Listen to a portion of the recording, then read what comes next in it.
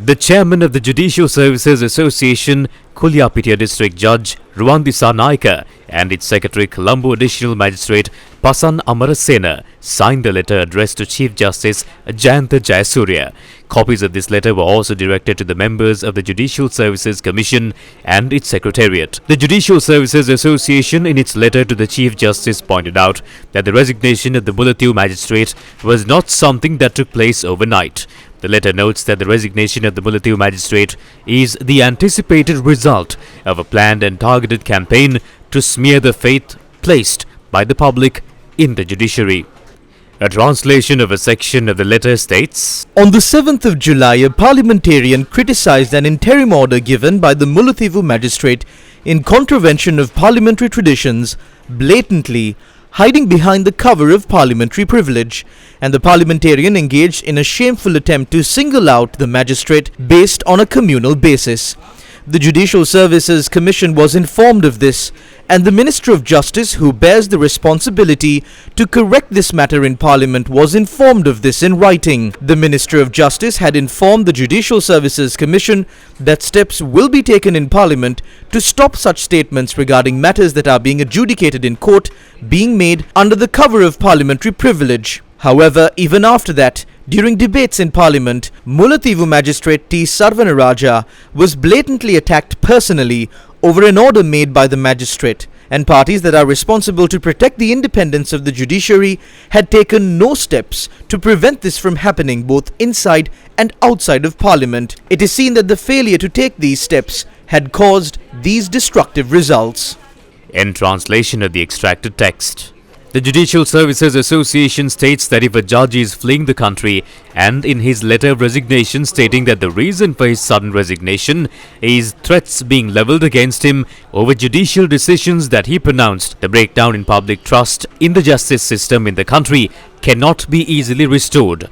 The letter further states that if one believes that criticism levelled against the judge or the judicial system would remedy the breakdown in public faith in the justice system, it is almost as if that person is strangling himself with his own hands. Sri Lanka's Justice Minister Dr. Vichayadasa Rajapaksa said that the government and the President have no responsibility over the resignation of the Mullaitivu District Court Judge. The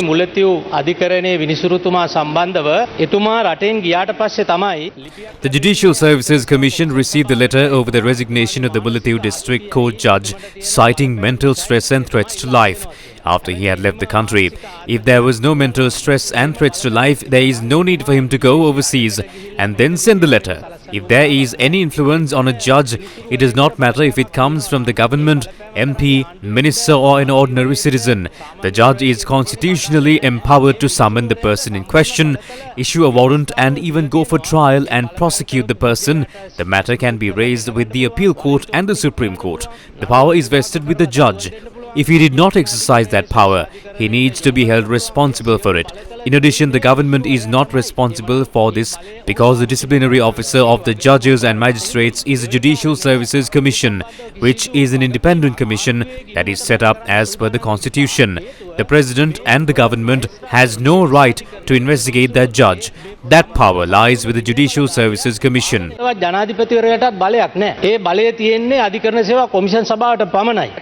was influenced to reverse a ruling that he delivered.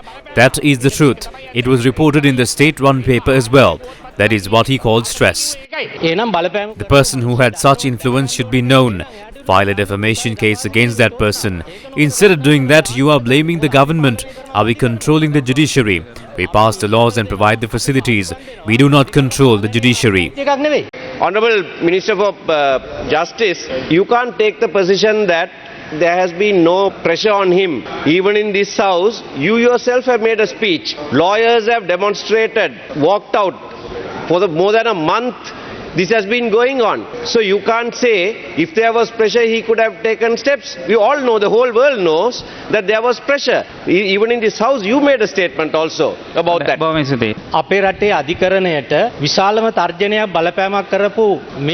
only MP in this parliament who has had a great influence on the courts is Sumandiran. On the 20th of October 2021, you said in parliament that there can be no faith in the Supreme Court. Did you not say that the Supreme Court should be sent off? off. ඔබතුමා කිව්වේ නැද්ද ශ්‍රේෂ්ඨාධිකරණය ගෙදර යවන්න කියලා? කිව්වද නැද්ද? No, since he mentioned my name, the question that I asked him was something else. And he goes and says something totally different. Are you not able to answer that question? That is what it says. යන්නේ මල්ලේපොල් වගේ උත්තර දෙන්නේ. අධිකරණයේ ස්වාධීනත්වයට ඍජුව බලපෑම් කළ කරේ රටේ ජනාධිපති රනිල් වික්‍රමසිංහ මහත්මයා. It was Ranil Wickremesinghe who directly interfered with the independence of the judiciary. When the case filed over the EPF was being heard at the Supreme Court, he made a statement noting that no matter what ruling is delivered, only the decision given by the Parliament is valid. That is a direct influence on the judiciary. The Speaker also made a comment on a legal matter in Parliament, and that was indirect intervention. Judges are stepping down because of such conduct. ක්‍රියාමාර්ගයක් ගත්තා.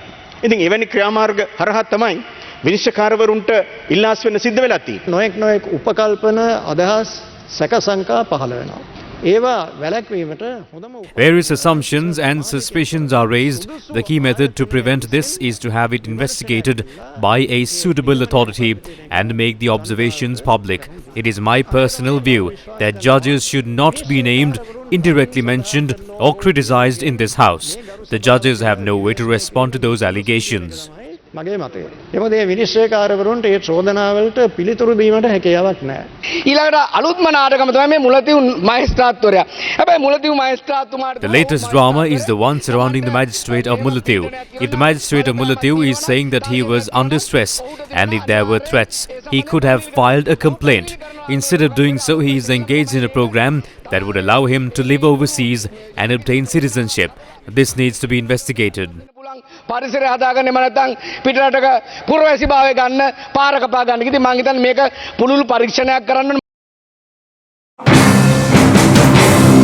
A protest took place opposite the Mullaitivu court complex, demanding a proper investigation into the reasons that led to the resignation of Mullaitivu magistrate and district judge T. Saravanaraja. The protest was organised by the Lawyers Association of the Northern Province.